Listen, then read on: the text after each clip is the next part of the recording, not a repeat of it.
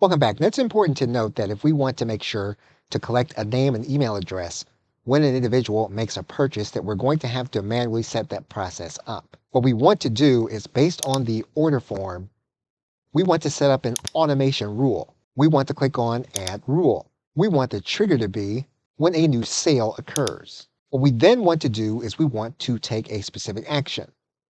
We want to click on this action. We want to then subscribe an individual to a specific campaign. And we then have our rule. We may also want to add in a tag. So we're going to add a second element, and we're going to add a specific tag.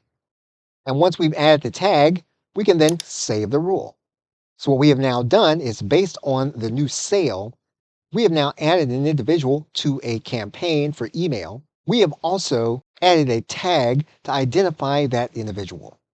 Okay, so with that, thanks, and I will see you in another video.